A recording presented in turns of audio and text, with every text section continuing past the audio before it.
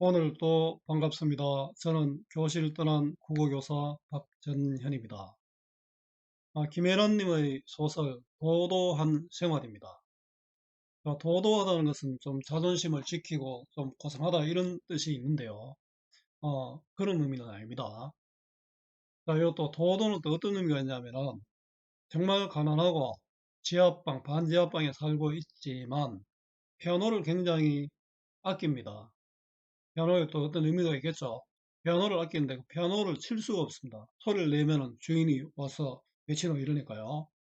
그 도도도도 그 소리를 한번 내볼 수 없는 그런 삶입니다. 이 도도하는 의미를 또 파악하는 게 중요하겠죠.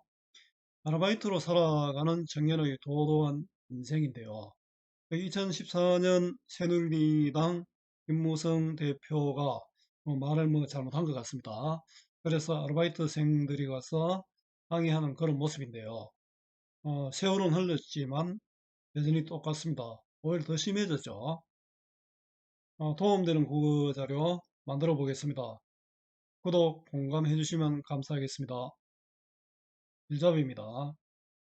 2000년대를 살아가는 청년들의 고단한 삶, 아르바이트로 살아가는 청년의 도도한 인생, 김애란 도도한 생활. 도도의 의미는 앞에 잠시 이야기했는데 뒤에 가서 한번 더 이야기할게요. 이 작품은 2000년대를 살아가는 20대 젊은이의 현실을 감각적이고 구체적으로 형성한 작품이다.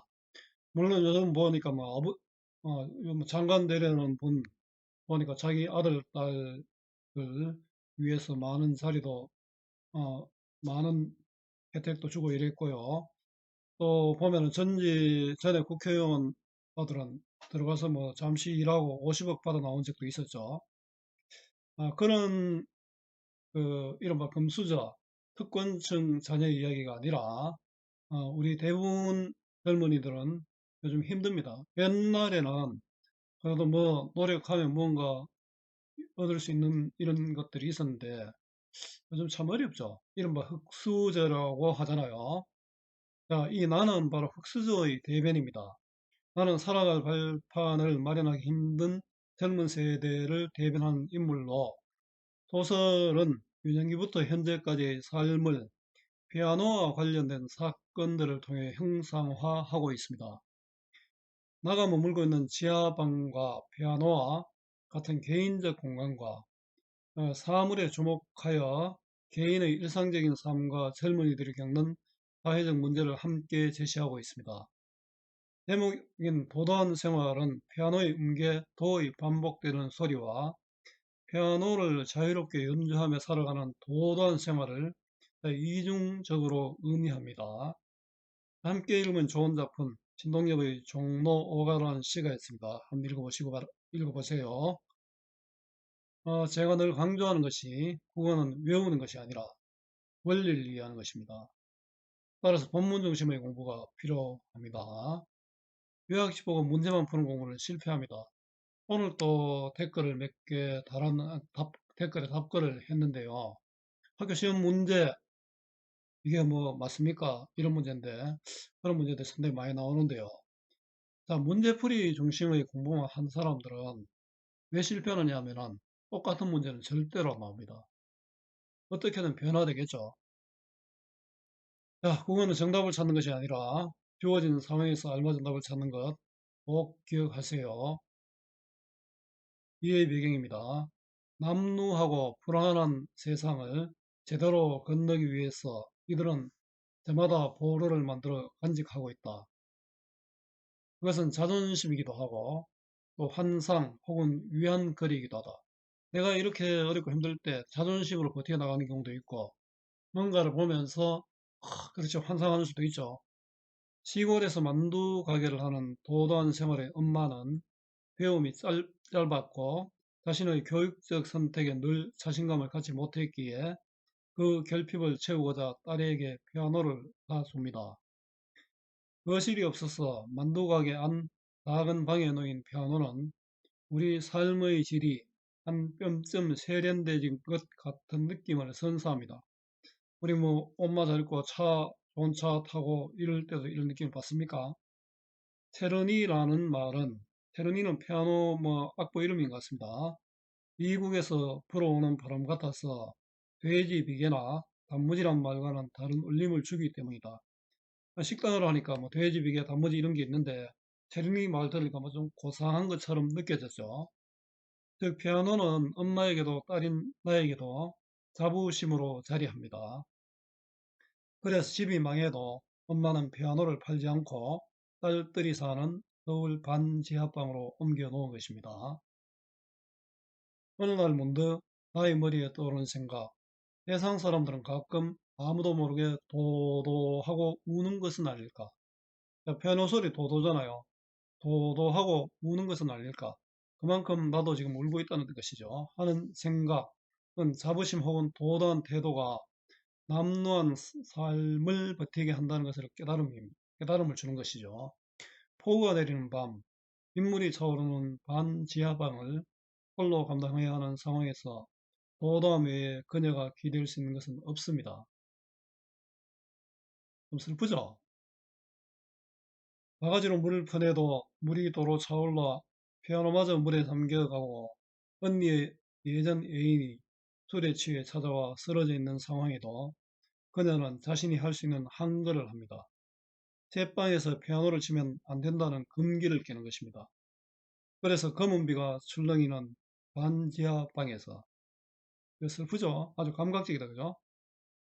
피아노를 치는 마지막 장면은 쇼바를 잔뜩 올린 오토바이 한 대가 부르릉 가슴을 끌고 가는 기분이 들 때 자신을 지킬 수 있는 길이 무엇인지 보여주는 인상적인 장면이라 하겠습니다. 자, 평론가 한혜경님의 해설이었습니다. 작품 줄거리입니다. 부지런한 엄마는 열심히 만두 가게를 꾸려서 약간의 여유가 생기자 보통의 기준에 맞춰 살아보고자 생각하게 되고 이를 둘째 딸인 나에게 피아노를 사주는 것으로 실천합니다. 피아노가 만두 가게와는 어울리지 않았고 나에게 특별히 음악적 재능이 있지도 않았지만 엄마는 빚 보증 때문에 가게가 망하게 된 상황에서도 기념비처럼 피아노를 가지고 있으려고 합니다. 엄마의 부탁으로 성년이 된 나는 피아노를 갖고 서울 반지하방으로 옮겨옵니다. 나는 언니와 함께 아르바이트를 하며 힘겹게 서울 생활을 버티고 피아노는 습기와 곰팡이로 점점 망가져 갑니다. 내 자존심도 망가져 가는 거죠. 어느 날 폭우로 반 지하방에 물이 차오르게 되는데 나는 피아노를 치지 말라는 집주인의 말을 어기고 피아노를 연주하며 나의 도단 생활을 지키려 합니다. 자, 한눈에 보기입니다. 제목과 피아노의 의미입니다. 제목이 도도한 생활이잖아요. 도도한 생활, 피아노의 음계, 도의 반복되는 소리, 도도죠. 또 자유롭게 연주하며 살아가는 도도한 생활을 이중적으로 의미합니다. 나의 궁핍한 현실과는 거리가 먼 표현으로 역설적으로 현실의 불안함과 어두움을 보여줍니다. 피아노, 엄마가 만두를 팔아 마련해 준 것으로 연주하는 나와 그러한 나를 보는 엄마에게 기쁨을 주었습니다. 집이 망했지만 나와 함께 서울로 옮겨지고요. 나의 도도한 생활을 지키는 보루가 됩니다. 인물 정리해 보겠습니다. 나, 곰팡이가 핀 반지하방에서 언니와 함께 살아갑니다. 피아노를 마음대로 칠 수 없고요.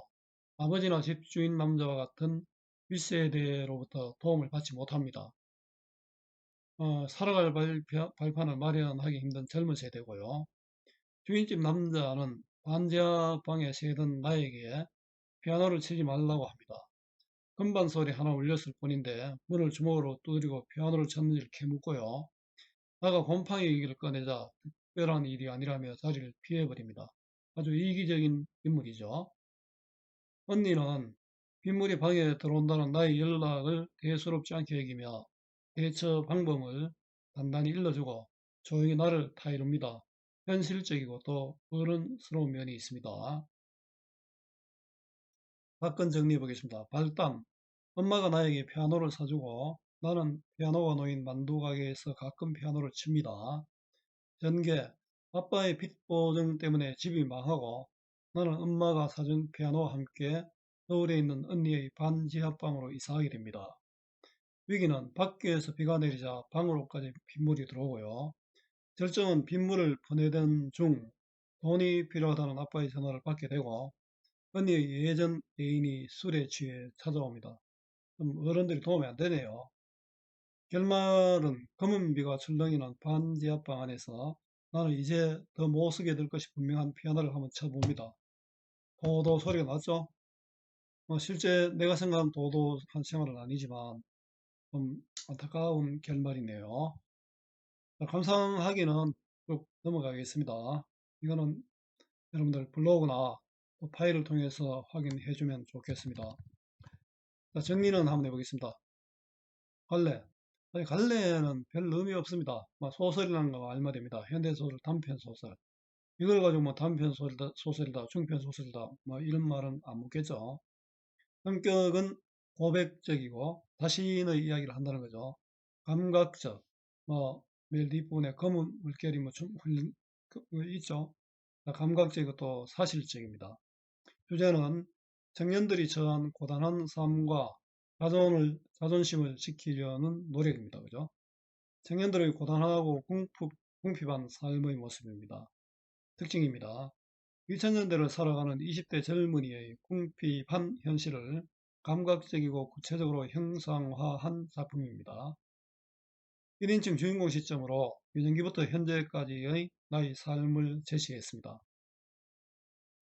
어려운 현실과 괴리된 역설적 제목으로 현실의 불안함과 어둠을 강조하고 있습니다. 모든 이야기를 무겁지 않는 글투와 참신한 비유를 사용하여 풀어내고 있고요. 절망적 상황에서 피아노를 치는 것으로 나의 도도한 생활을 지키고 싶어 합니다. 나의 감정을 비유적, 감각적, 환상적 표현으로 상황을 참신하고 생생하게 형성하였습니다.